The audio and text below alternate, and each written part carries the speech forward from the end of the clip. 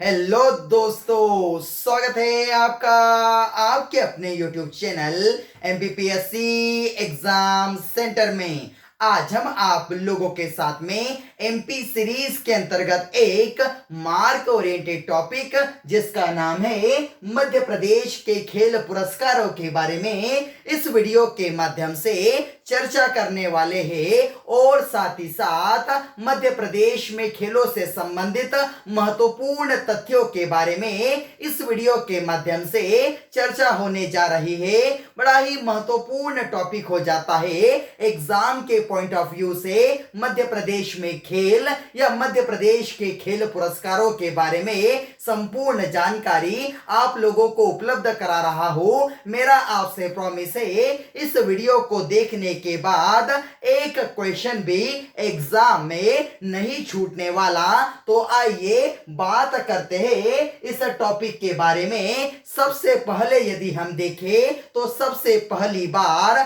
1989 में मध्य प्रदेश सरकार के द्वारा सबसे पहली खेल नीति लाई गई थी। एग्जाम में एज इट इज पूछ लिया गया है कि बताइए मध्य प्रदेश में सबसे पहली बार खेल नीति किस वर्ष लाई गई थी। तो 1989 को टिक करना, उसके 5 साल बाद 1994 में इसे संशोधित किया गया और यदि वर्तमान में देखें तो 30 जून 2005 को नई खेल नीति लाई गई है।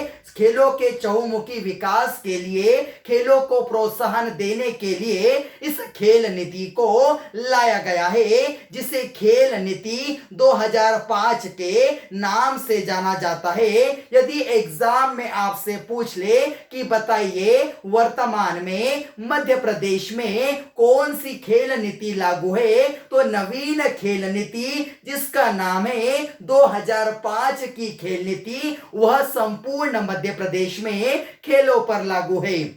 और यदि हम देखें तो कई सारी खेल अकादमियां हमारे मध्य प्रदेश के अंतर्गत बनाई गई है जिसके अंतर्गत बड़ा ही महत्वपूर्ण हो जाता है मलखम जो अकादमी है ना, उज्जैन में है, जिसे 2018 में स्थापित किया गया था। स्विमिंग अकादमी यदि आपसे पूछ ले तो होशंगाबाद में है जिसे 2008 में स्थापित किया गया था। और यदि बात करें क्रिकेट अकादमी के बारे में, मध्य प्रदेश के शिवपुरी में 2016 में क्रिकेट अकादमी को बनाया गया था।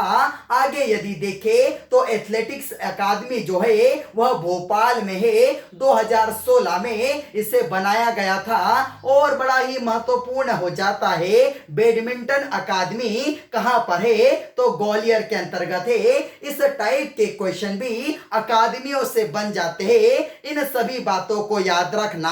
और साथ ही साथ यदि हम देखें तो मध्य प्रदेश का महत्वपूर्ण एरिया जो होता है बड़ा ही महत्वपूर्ण इसलिए हो जाता है, कई सारे महत्वपूर्ण खिलाड़ी हमारे मध्य प्रदेश से रहे हैं जिन्होंने राष्ट्रीय और अंतरराष्ट्रीय स्तर पर हमारे मध्य प्रदेश का नाम रोशन किया है। मध्य प्रदेश के खिलाड़ियों को खेलों में प्रोत्साहन देने के लिए, अंतरराष्ट्रीय सुविधा उपलब्ध कराने के लिए भोपाल के सतगढ़ी में 2010 से खेल गांव है उसका निर्माण प्रारंभ किया गया है। और स्पोर्ट्स अथॉरिटी ऑफ इंडिया जिसे साई हम कहते हैं, साई का क्षेत्रीय कार्यालय कहां पर है, तो वह भी हमारे मध्य प्रदेश की राजधानी भोपाल के गोरेगांव में है। मध्य प्रदेश में कई सारे क्रिकेट स्टेडियम आपको देखने के लिए मिल जाएंगे। यदि अंतरराष्ट्रीय क्रिकेट स्टेडियम की यदि बात करें तो सबसे महत्वपूर्ण अंतरराष्ट्रीय क्रिकेट स्टेडियम के अंतर्गत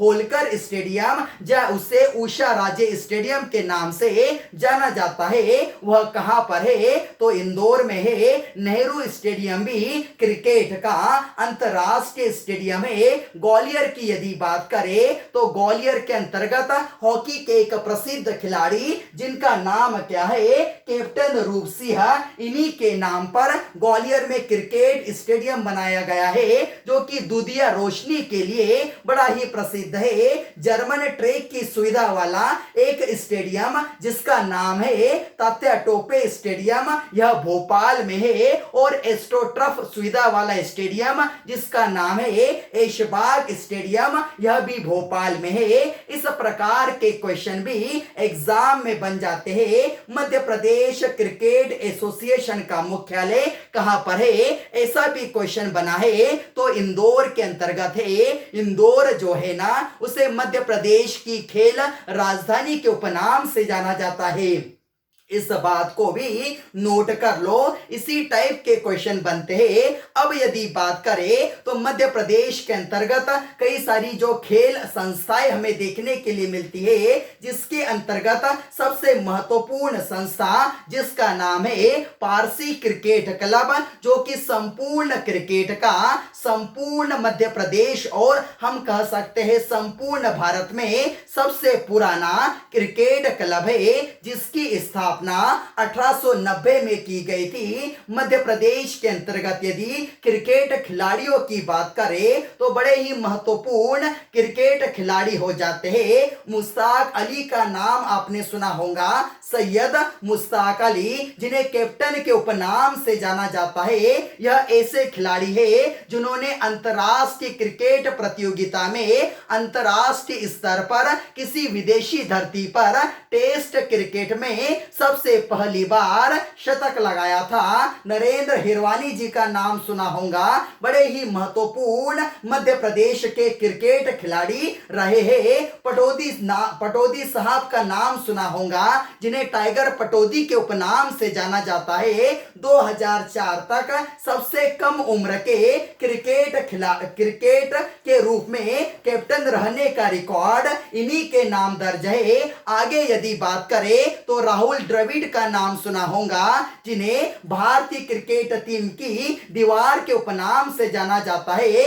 मध्य प्रदेश के इंदौर में इनका जन्म हुआ था। संध्या अग्रवाल, जो कि मध्य प्रदेश की सबसे अच्छी क्रिकेट खिलाड़ी मानी जाती है। मध्य प्रदेश के अंतर्गत हम इन्हें बड़ा ही अच्छा रोल देते हैं और संपूर्ण भारतीय क्रिकेट टीम की महिला यह कैप्टन भी रही है। इस प्रकार से देखें तो बड़ा ही महत्वपूर्ण हो जाता है। यदि बात करें हॉकी की तो हॉकी के भी बड़े महत्वपूर्ण खिलाड़ी हमारे मध्य प्रदेश से रहे हैं। असलम शेर खान का नाम सुना होगा, जो कि बड़े ही महत्वपूर्ण हॉकी खिलाड़ी रहे हैं, जिनके द्वारा एक किताब भी लिखी गई है, टू हेल विथ हॉकी। यह एग्जाम में पूछा गया है कि टू हेल विथ हॉकी किसकी महत्वपूर्ण पुस्तक है, तो असलम शेर खान जी की है। इस बात को भी नोट कर लो।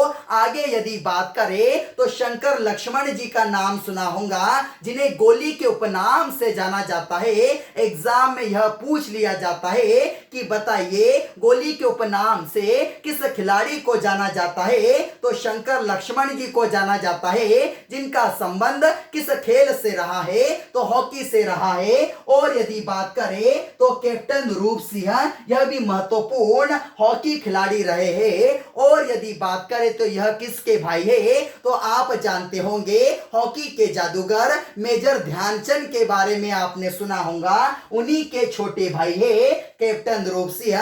सभी जानकारी आप लोगों को मैंने दे दी हॉकी से संबंधित।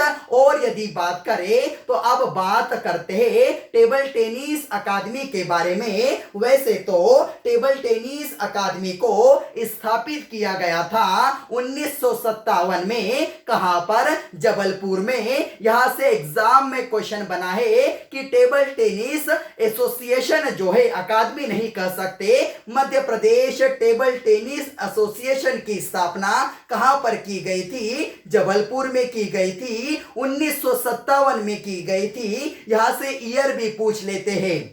यदि टेबल टेनिस खिलाड़ियों की बात करें तो जाल गोदरेज जी का नाम आपने सुना होगा, जिन्हें the great wall of China के उपनाम से जाना जाता है।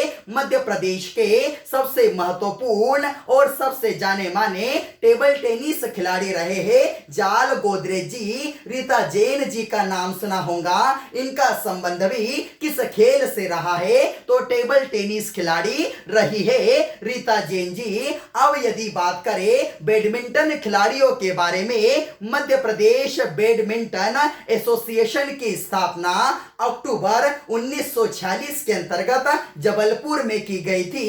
इस बात को भी नोट कर लो। यदि बैडमिंटन खिलाड़ियों की बात करें तो आपने समीर वर्मा का नाम सुना होगा, सौरभ वर्मा का नाम सुना होगा। यह बड़े ही प्रसिद्ध बैडमिंटन खिलाड़ी रहे हैं, जिनका संबंध कहां से रहा है? तो मध्य प्रदेश के धार से रहा है।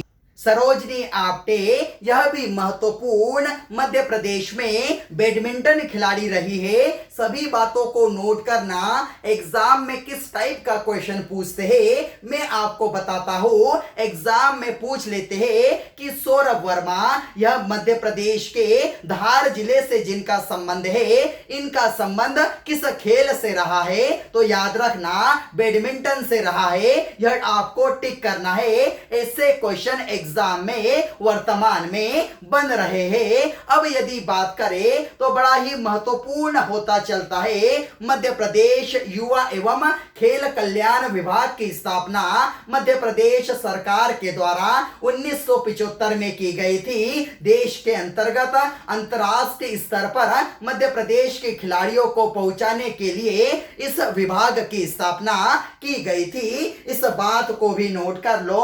अब आ जाइए बात कर लेते हैं मध्य प्रदेश के खेल पुरस्कारों के बारे में। खेलों से संबंधित संपूर्ण जानकारी आप लोगों को मैंने उपलब्ध करा दी। अब बात करते हैं मध्य प्रदेश का सबसे महत्वपूर्ण पुरस्कार, जिसका नाम क्या है? विक्रम पुरस्कार। इसका आरंभ कब से होता है? तो याद रखना, यह जो पुरस्कार है ना, इसे सबसे पहली बार 1990 में प्रारंभ किया गया था। उस समय के तत्कालीन मुख्यमंत्री सुंदरलाल पटवा साहब के द्वारा एग्जाम में एज इट इज पूछ लेता है कि बताइए विक्रम पुरस्कार की शुरुआत कौन से मुख्यमंत्री के द्वारा की गई थी? तो सुंदरलाल पटवा साहब के द्वारा इस पुरस्कार की शुरुआत की गई थी। और बड़ा ही महत्वपूर्ण हो जाता है मध्य प्रदेश का सबसे बड़ा खेल पुरस्कार कौन सा है? यदि एग्जाम में पूछ ले तो उसका नाम क्या है? विक्रम पुरस्कार। इस पुरस्कार के अंतर्गत वर्ष 2013 तक 50,000 रुपए की राशि जो अंतरराष्ट्रीय स्तर पर जो भी खिलाड़ी पुरस्कार जीतता था, मेडल जीतता था, उसे यह राशि प्रदान की जाती थी। किंतु थोड़ा सा परिवर्तन हुआ 2013 के बाद।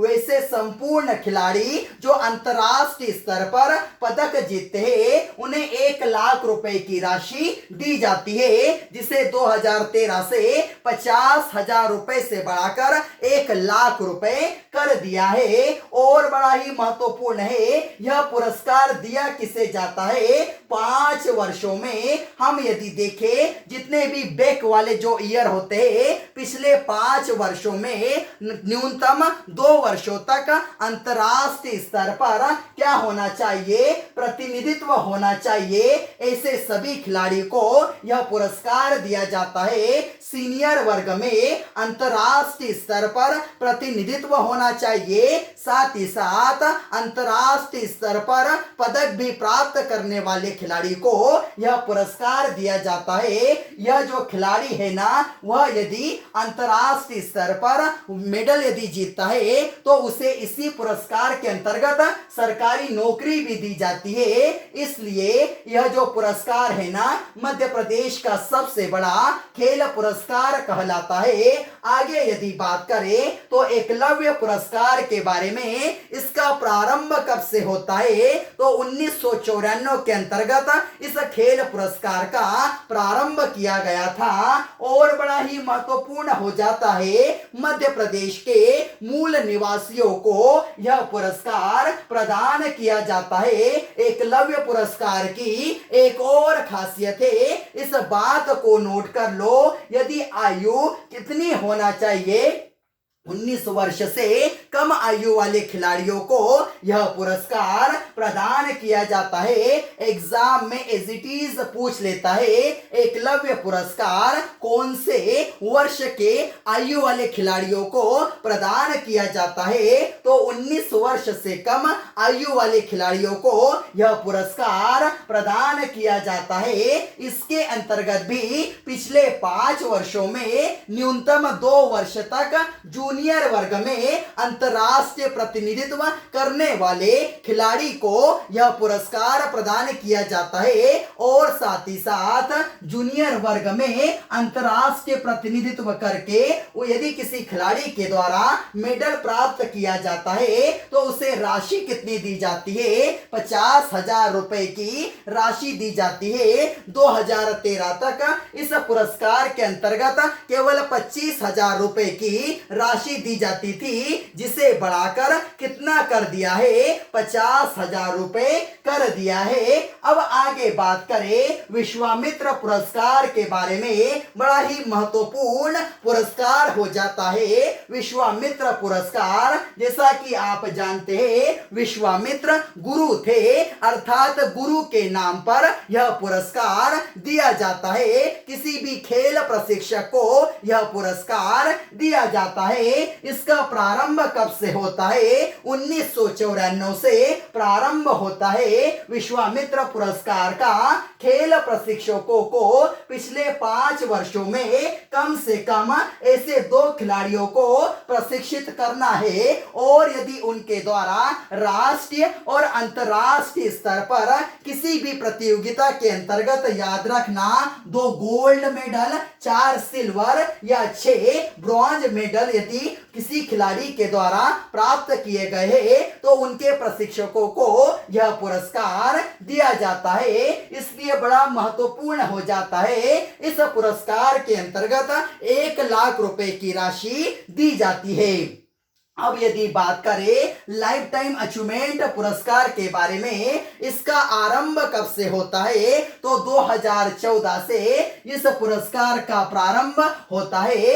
मध्य प्रदेश की विख्यात खेल हस्ती, अभी मैंने आपको बताया, हॉकी के प्रसिद्ध खिलाड़ी जिनका नाम है कैप्टन रूप सिंह, जो कि किसके भाई है, कैप्टन जो हॉकी के जादूगर मेजर ध्यानचंद के भाई है, उन्हीं की स्मृति में लाइफ टाइम अचीवमेंट पुरस्कार दिया जाता है। जीवन पर्यंत खेल क्षेत्र में सेवा देने हेतु इस पुरस्कार को दिया जाता है। अब यदि बात करें प्रभाष जोशी पुरस्कार, सबसे पहला क्वेश्चन ब्रेन में आना चाहिए, सुभाष जोशी है कौन, तो मध्य प्रदेश के महत्वपूर्ण पत्रकार एवं लेखक है सुभाष जोशी साहब, जिनका जन्म मध्य प्रदेश के जिले सीहोर में हुआ था। इन्हीं के सम्मान में प्रारंभ किया गया 2013 से कौन सा पुरस्कार, प्रभाष जोशी पुरस्कार। और यह किस लिए दिया जाता है, मध्य प्रदेश का जो राजकीय खेल है जिसका नाम है मलखम, उसी के खिलाड़ियों को प्रोत्साहित करने हेतु यह पुरस्कार दिया जाता है। और बड़ा ही महत्वपूर्ण हो जाता है, एग्जाम में पूछ लेता है कि बताइए यह जो मलखम है ना, उसे कब राजकीय खेल घोषित किया गया था। 9 अप्रैल 2013 को मलखम को मध्य प्रदेश का राजकीय खेल घोषित किया गया था। इसी के अंतर्गत सबसे पहली बार, याद रखना, अजय वक्तरिया साहब को 29 अगस्त 2013 में यह पुरस्कार दिया गया है। प्रभाष जोशी पुरस्कार प्राप्त करने वाले राजकीय खेल मलखम के लिए सबसे पहले व्यक्ति कौन है, अजय वक्तारिया साहब। 29 अगस्त 2013 को उन्हें यह पुरस्कार दिया गया है। इस बात को बिल्कुल मत भूलना, डबल रिपीट इसलिए किया क्योंकि यहां से एग्जाम में क्वेश्चन बना है। अंतरराष्ट्रीय पदक विजेता पुरस्कार बड़ा ही महत्वपूर्ण हो जाता है। सीनियर या जूनियर वर्ग में अंतरराष्ट्रीय प्रतियोगिता में पदक विजेता को यह पुरस्कार दिया जाता है। सीनियर वर्ग में क्या होना चाहिए? 2 गोल्ड मेडल यदि कोई व्यक्ति जीतता है, यदि गोल्ड मेडल जीतता है जिसे 2 लाख रुपए की राशि दी जाती है। यदि कोई सिल्वर जीतता है तो उसे 1.5 लाख रुपए की राशि दी जाती है। ब्रॉन्ज यदि कोई जीतता है तो उसे 1 लाख रुपए की राशि दी जाती है। उसी प्रकार से सीनियर में यह राशि, जूनियर के अंतर्गत यह राशि आदि हो जाती है। याद रखना, गोल्ड मेडल जीतने वाले को 1 लाख रुपए, सिल्वर मेडल जीतने वाले को 75,000 रुपए और ब्रॉन्ज मेडल जीतने वाले को 50,000 रुपए की राशि दी जाती है। बड़ा ही महत्वपूर्ण हो जाता है अंतरराष्ट्रीय पदक विजेता पुरस्कार। यहां से एग्जाम में किस टाइप का क्वेश्चन बनता है इस बात को भी सुन लो। सीनियर वर्ग में यदि कोई खिलाड़ी अंतरराष्ट्रीय पदक जीतता है तो उसे कितनी राशि दी जाएगी? गोल्ड मेडल जीतने पर तो 2 लाख रुपए की राशि दी जाएगी। ऐसा क्वेश्चन बनता है। अब बात करें सीएम कप के बारे में। इस खेल का आयोजन यह हम कह सकते हैं, इसका आरंभ कब से होता है? 2015 में प्रदेश के खेल प्रतिभाओं को उभारने के लिए उन्हें प्रोत्साहित करने हेतु इस कप का आयोजन किया जाता है। अंतरराष्ट्रीय स्तर पर जितने भी खिलाड़ी हैं उन्हें प्रशिक्षण देने हेतु इसका आयोजन किया जाता है, इसका आरंभ किया जाता है। और याद रखना, मध्य प्रदेश खेल एवं युवा कल्याण विभाग द्वारा जिसकी स्थापना 1975 में हुई थी, उसी के द्वारा इस कप का आरंभ कराया गया था।